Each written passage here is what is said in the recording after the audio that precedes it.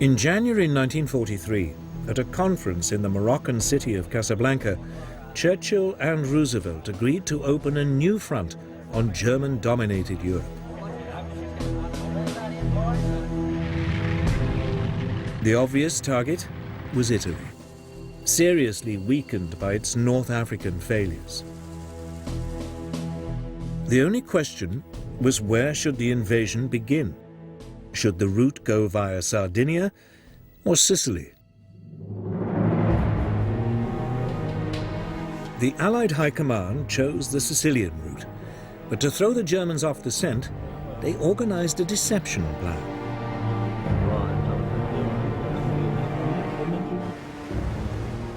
Operation Mincemeat was launched.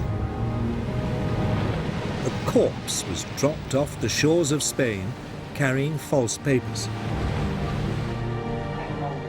When it was washed ashore in May 1943 and the papers passed to the Germans, they revealed that the Allies would pretend to attack Sicily, but that their real target was Sardinia.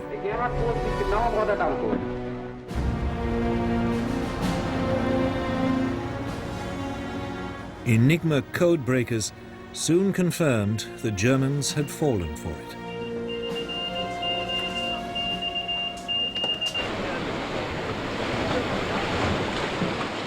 Six weeks later, the British 8th Army, under Montgomery, landed in the southeast corner of Sicily.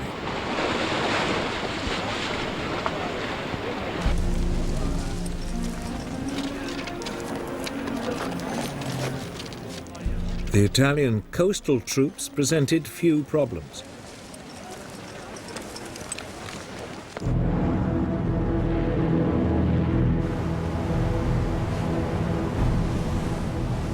Further west, the US 7th Army landed in the Gulf of Gela.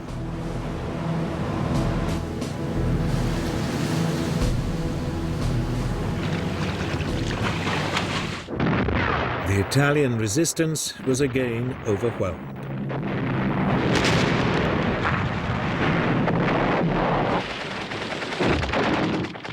For the Italian people, the invasion of Sicily was the final humiliation.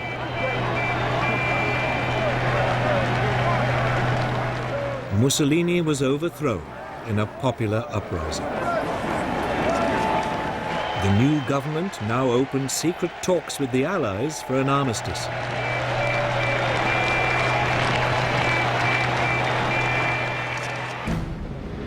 For Hitler, it was another nightmare.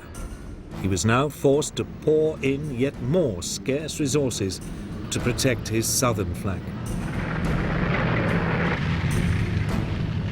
He told his commanders that even if Italy surrendered, they should fight on.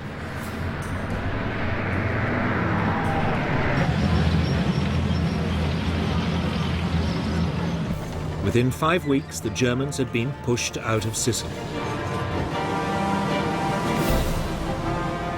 The Allies now crossed to the mainland and pushed up through the country.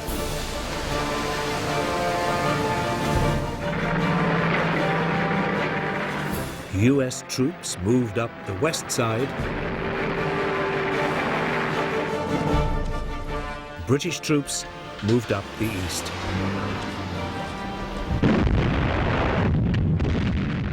The Germans fought back savagely all the way.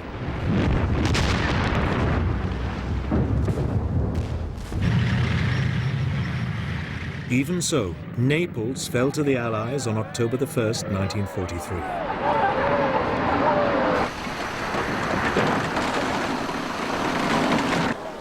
But then their progress was slowed by autumn rains and skillful German rearguard attacks.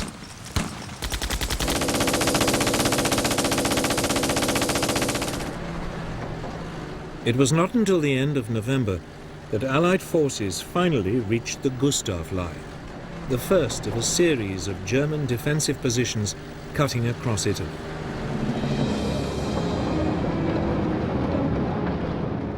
British troops managed to break through at the eastern end of the line, but winter was setting in, and bad weather forced them to halt.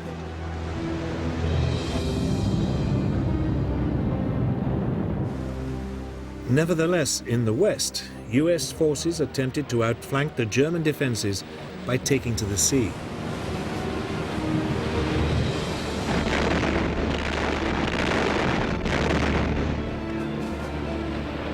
They landed on January the 22nd, 1944, 60 miles to the north at the point of Anzio.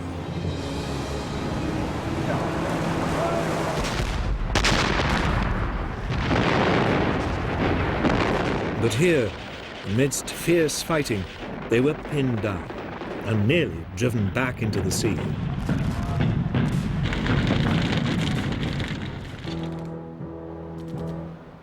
The Americans remained trapped at Anzio for the rest of the winter and into the spring.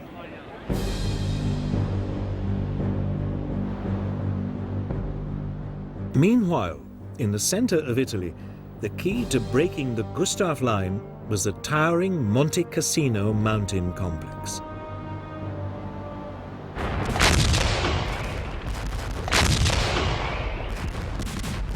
As spring came, there was a series of attempts to capture it.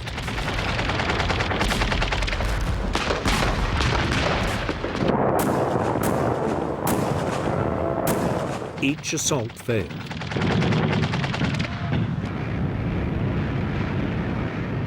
In desperation, the Allies bombed the historic monastery on the summit.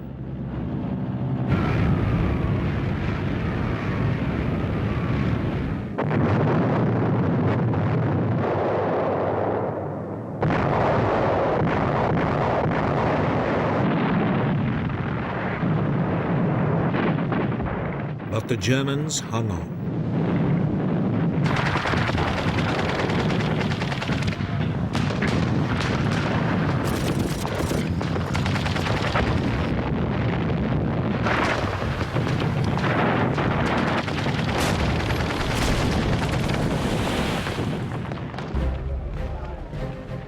Finally, in late spring 1944, as the weather improved, the Allied forces broke through the German lines. Simultaneously, the Americans broke out of Anzio. The Allied forces now moved swiftly north to Rome.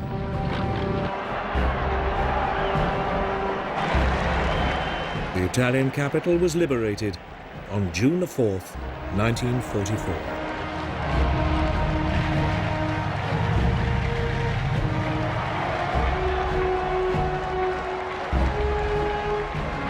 For Hitler, it was another blow. He was now hanging on to Italy by his fingernails.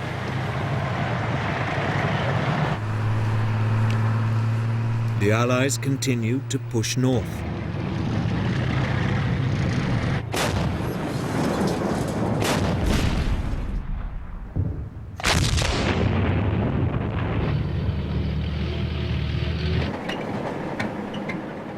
The German defenders finally fell back to the formidable Gothic line, just north of Florence.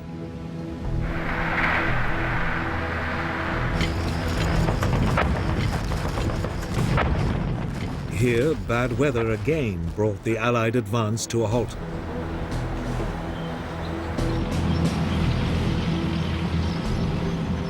It wouldn't be until the spring of 1945 that the campaign could resume and Italy was finally won.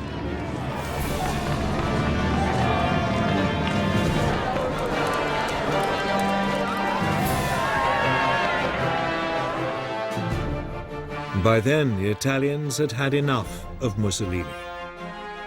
He was captured by Italian partisan forces and shot.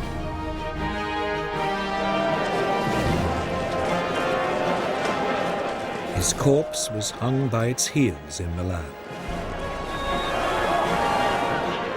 Mussolini's war had been a catastrophe for himself and his country.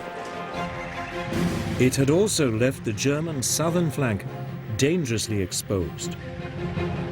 The German army was now overcommitted, short of troops, and retreating on all fronts.